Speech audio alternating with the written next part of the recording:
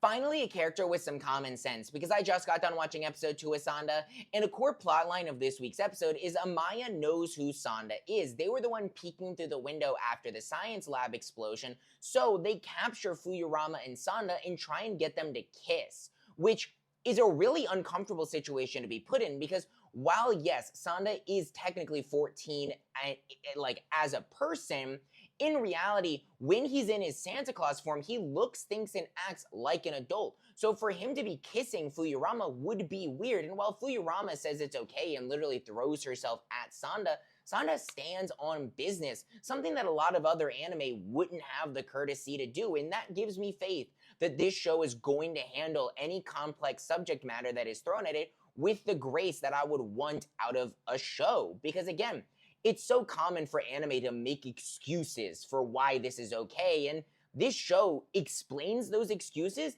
and then doesn't let them dictate the actions of the characters, and I just really appreciate that. But Amaya only captured Sanda and Fuyurama because he wants something out of Sanda, same with Fuyurama wanting something out of Sanda.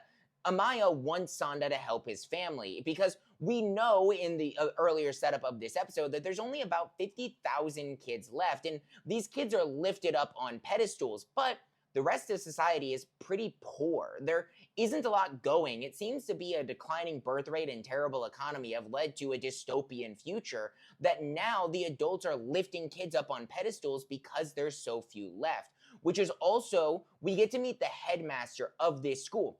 Someone who is 92 years old and has degraded their body to an unbelievable extent. Their hands are disgusting because of the amount of chemicals and surgeries that they have gone through to stay looking young, because they hold the youth on such a pedestal.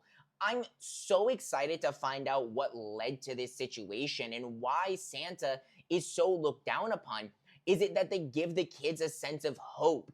Because yes, they are lifted up on pedestals, there is still that control that seems to be underlaying everything that's going on.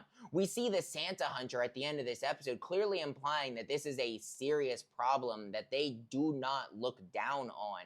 And the action is exceptional, the animation is exceptional. I switched from the Japanese to the English just to see what it sounds like. Both sound exceptional. Like I talked about it last week, Science Saru is killing it again. We got so many good character moments. I'm just loving it, but let me know your thoughts in the comments. Drop a like and follow while you're there. And as always, stay nerdy.